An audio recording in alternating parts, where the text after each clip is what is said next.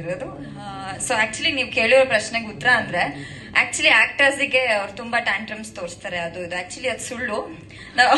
ನನ್ನ ಪತಿ ಆಗಿರೋರ್ಗೆ ಅವ್ರಿಗೆ ಜಾಸ್ತಿ ಶೋಕಿ ಇರೋದು. ಸೊ ಆರಾಮಾಗಿ ಹೇಗ್ ಶೋಕಿ ಮಾಡ್ಬೇಕು ಅಂತ ಅವ್ರು ಈ ಸಿನಿಮಾದಲ್ಲಿ ಹೇಳ್ಕೊಟ್ಟಿದ್ದಾರೆ, ಹಾಗೆ ಅದನ್ನ ಹೇಗ್ ತಿತ್ಕೋಬೇಕು ಅಂತ ನಾನು ಹೇಳ್ಕೊಟ್ಟಿದ್ದೀನಿ.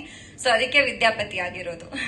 ಸೊ ಮೊದಲನೇದಾಗಿ action prince Dhruva Sarja sir, thank you so much ನಮ್ಮ ಟ್ರೇಲರ್ ಲಾಂಚ್ಗೆ ಬಂದಿರೋದಕ್ಕೆ. ಅಂಡ್ ಧನಂಜಯ್ ಸರ್, ನಿಮ್ಗೆ ಎಷ್ಟು ಥ್ಯಾಂಕ್ಸ್ ಹೇಳಿದ್ರು ಕಮ್ಮಿ. ನಾನು ಪ್ರತಿಯೊಂದು ಇಂಟರ್ವ್ಯೂಯಲ್ಲೂ ನಿಮ್ ಬಗ್ಗೆ ಹೇಳ್ತಾ ಇದ್ದೀನಿ. ನಿಮ್ಮಂತ ಆಕ್ಚುಲಿ ಆಕ್ಟರ್ಸ್ ಒಂದ್ ಜರ್ನಿ ಇರುತ್ತೆ, ಆರಾಮಾಗಿ ಅವ್ರು ಇರ್ತಾರೆ, ಬಟ್ ಪ್ರೊಡ್ಯೂಸ್ ಮಾಡಿ ನಮ್ಮಂತ ಯಂಗ್ ಟ್ಯಾಲೆಂಟ್ಸ್ ನ ನೀವು ತರ್ತಾ ಇರೋದಕ್ಕೆ I am very grateful. Thank you so much.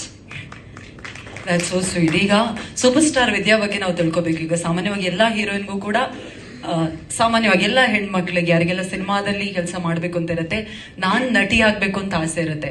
ನೀವು ನಟಿಯಾಗಿ ಸ್ಕ್ರೀನ್ ಮೇಲೆ ಬಂದು ಅಲ್ಲೂ ಸೂಪರ್ ಸ್ಟಾರ್ ಬೇರೆ.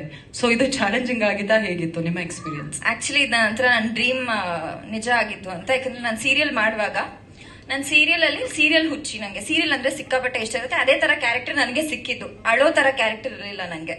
ಸೊ ಸೀರಿಯಲ್ ಆದ್ಮೇಲೆ ನನ್ನ ಫಸ್ಟ್ ಸಿನಿಮಾದಲ್ಲಿ ನಂಗೆ ಸಿನಿಮಾ ಅಂದ್ರೆ ಸಿಕ್ಕಾಪಟ್ಟೆ ಇಷ್ಟ ಇರುತ್ತೆ. ಫಸ್ಟ್ ಸಿನಿಮಾ ಹಿಟ್ ಆದ್ಮೇಲೆ ವಿದ್ಯಾಪತಿ ಬಂದಿದೆ, ಅದ್ರಲ್ಲಿ ನಾನು ಆಗ್ಲೇ ಸೂಪರ್ ಸ್ಟಾರ್ ಆಗಿದ್ದೀನಿ. ಸೊ ಆ ಒಂದು ಜರ್ನಿ ನಂಗೆ ತುಂಬಾ ಖುಷಿ ಕೊಡುತ್ತೆ. ಎಲ್ಲರಿಗೂ ಕೇಳ್ಕೊಳ್ಳೋದಿಷ್ಟೇ, ಏಪ್ರಿಲ್ 10ನೇ ತಾರೀಕು ನಮ್ ಸಿನಿಮಾ ರಿಲೀಸ್ ಆಗ್ತಿದೆ. ದಯವಿಟ್ಟು ಥಿಯೇಟ್ರಿಗೆ ಬಂದು ಸಿನಿಮಾ ನೋಡಿ, ಬಿಕಾಸ್ ನಿಮ್ ಸಪೋರ್ಟ್ ನಮಗೆ ತುಂಬಾ ಮುಖ್ಯ ಆಗುತ್ತೆ. ಡೈರೆಕ್ಟರ್ಸ್ ಇಂದ ಹಿಡಿದು ಕೋ ಡೈರೆಕ್ಟರ್ಸ್ ಇಂದ ಹಿಡಿದು ಟೆಕ್ನಿಕಲ್ ಟೀಮ್ ತುಂಬಾ ಎಫರ್ಟ್ ಹಾಕಿ ಇಂತ ಒಳ್ಳೆ ಪ್ರಾಡಕ್ಟ್ ನ ತಂದಿದ್ದಾರೆ. ಸೊ ನಿಮ್ಮ ಸಪೋರ್ಟ್ ತುಂಬಾ ಮುಖ್ಯ ಆಗುತ್ತೆ.